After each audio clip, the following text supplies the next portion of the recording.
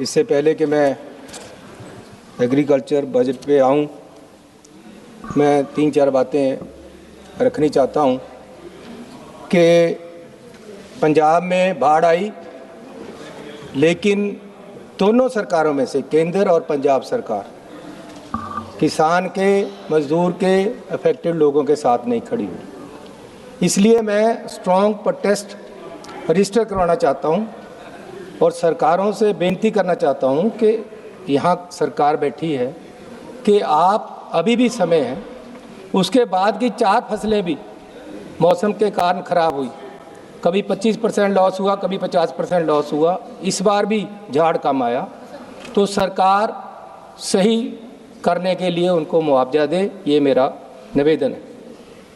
पंजाब के गोदाम चावल से भरे पड़े हैं, लेकिन अभी शैलरों में चावल पड़ा है, वो उठाया नहीं जा रहा, उसको उठाओ।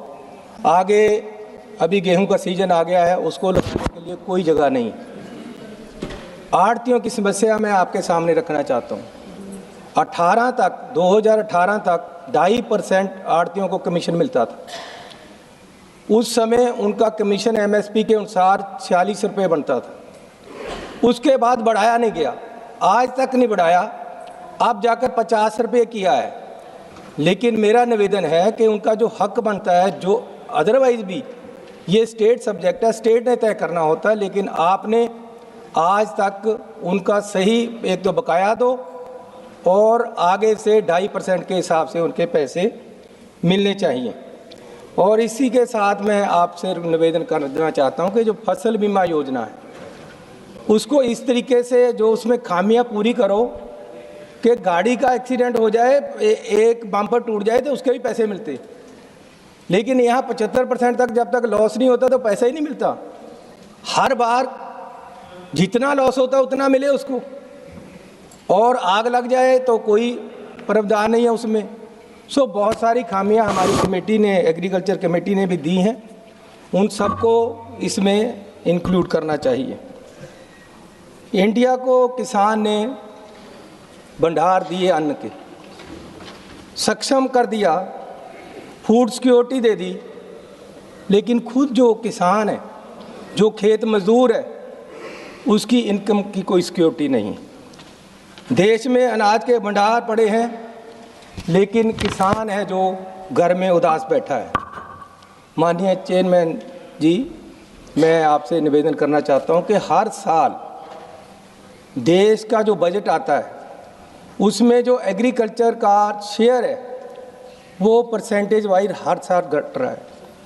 22-23 में 3.14% था, 23-24 में 2 सावन रह गया, और अब 26-27 में आकर 2.44 रह गया। हर साल के केंद्र के बजट में जो एग्रीकल्चर का शेयर है वो कम हो जाता है, और ऐसे ही 22-23 में से आज तक बजट है जो 35% 94% बढ़ा, 35% 94%, लेकिन उसमें एग्रीकल्चर का हिस्सा सिर्फ 5% बढ़ा। इसलिए मैं निवेदन करना चाहता हूं कि सरकार को आपत्ति क्या है किसानों से, सरकार को किसानों से बैर क्या है। ऐसे लगता है जैसे आप किसानों के खिलाफ जहर खा के बैठते हो और कोई काम सरकार का पूरा नहीं करना चाहिए। हर बात किसानों के खिलाफ होती है। आपने 3 काले कानून दिए, किसानों के खिलाफ दिए, एजिटेशन हुआ, वापस लेने पड़े। अब आपने ट्रेड एक एग्रीमेंट कर लिया अमेरिका के साथ, उसमें बिल्कुल ही कुचल दोगे आप किसान को। ऐसी मैं पहले तो आपको बोलना चाहता हूं कि ये आपने एग्रीमेंट किया है, देश के लिए किया है, देश को बताओ तो सही। हम चुनकर आए हैं, हमें कब बताओगे कि आपने क्या एग्रीमेंट किया है? हमें अमेरिका बता रहा है, हमें अमेरिका बता रहा है, हमें नहीं, सारी दुनिया को बता रहा है कि हमारा एग्रीमेंट हुआ है, और आप बता नहीं रहे हो क्या हुआ है। अमेरिका के ट्वीट आते हैं कि जी 18% अगर हम भेजेंगे माल तो वो 18% लगाएंगे, अगर वो भेजोगे तो हम कोई नहीं लगाएंगे। क्या आपत्ति है आपको? आपको प्रेशर क्या है? आप देश को बेचने लगे हो, देश को उनके हवाले कर दिया है और किसान के पेट में लात मार रहे हो। इसलिए मैं आपके कहना चाहता हूं कि अगर ये ट्रेड डील हुई तो किसान बैठ जाएगा, किसान नहीं बैठेगा, देश की अर्थव्यवस्था बैठ जाएगी। मैं आपको रिक्वेस्ट करना चाहता हूं कि मेरा एक निवेदन है कि किसान के साथ साथ आपका जो डिपार्टमेंट है इसमें लेबर है जो, उसका भी आपको मैंडेट होना चाहिए ताकि उनको भी कुछ मिले। उनकी भी व्यवस्था के लिए आप स्कीम लेकर आओ, उनका भी अगर दूसरा कर्जा माफ़ होता है तो उनका भी हो, उनकी वेलफेयर भी हो। आर्टिकल 43 भी कहता है कि एग्रीकल्चर इनकम, एग्रीकल्चर लेबर के लिए व्यवस्थाएं की जाएं, कानून बनाए जाएं, लेकिन नहीं बन रहे। सो मेरी रिक्वेस्ट है कि आपके मैंडेट में वो भी होना चाहिए। और एससी सब प्लान में जो पैसा आता है, जो ट्राइबल सब प्लान में पैसा आता है, एक तो हर साल कम हो रहा है और ऊपर से आप बचा देते हो 35%, 40%, जो खर्च ही नहीं होता। तो कोई ऐसा हो कानून लेकर आओ कि एक जो आपने पैसा रख दिया वो जरूरी खर्चा किया जाए, दूसरा पैसा खर्च हो जाता है, जो ऐसी सब प्लान में होता है वो खर्च नहीं होता। मैं आपसे बेनती करना चाहता हूँ कि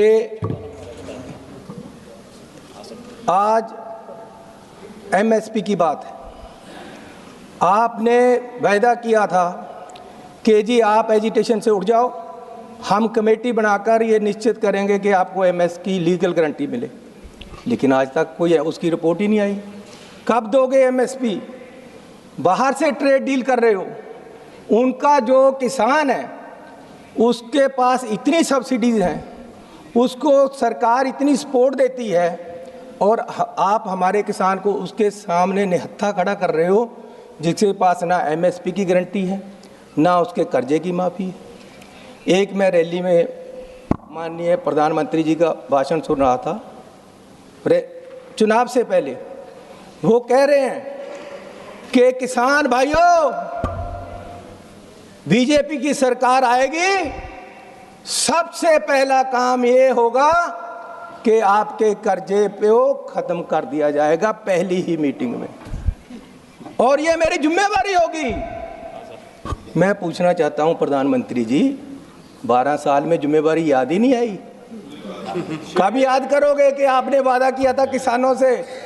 कब याद करोगे कि आपने खेत मजदूर से वादा किया था? कब याद करोगे कि किसानों को वहां उठाने के समय आपने वादा किया था कि एमएसपी लीगल गारंटी होगी? लेकिन आपको ये वादे याद नहीं आते। मैं आपसे निवेदन करना चाहता हूं कि जो स्मॉल और मीडियम किसान हैं, उनके घर भी उतनी गरीबी है, वो भी गरीबी में जी रहा है। उसके बच्चे की पढ़ाई का उसको होता है कि मैं कहाँ पढ़ाऊँ, कैसे पढ़ाऊँ, पैसे नहीं।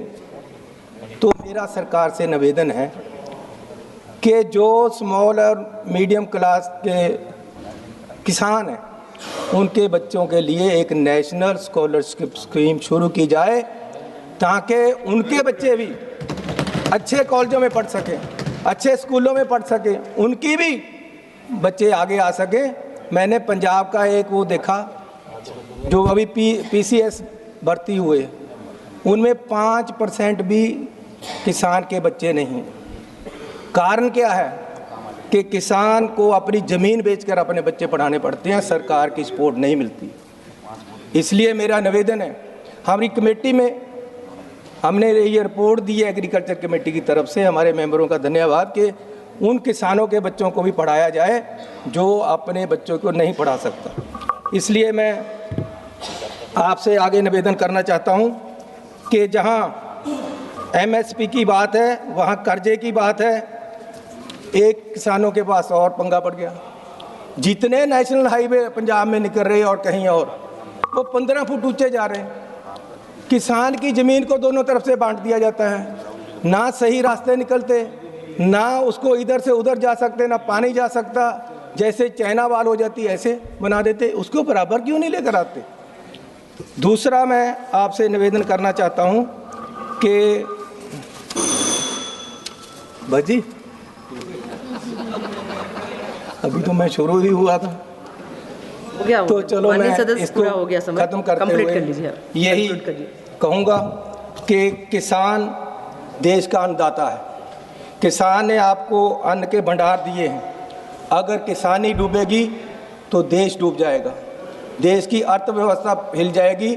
आपने जो ट्रेड डील की है उसको सार्वजनिक करो, सबको बताओ क्या किया है, पार्लियामेंट में रखो और देश को पता चले कि आपने दबाव में आकर क्या क्या उनके हितों को बेच दिया है।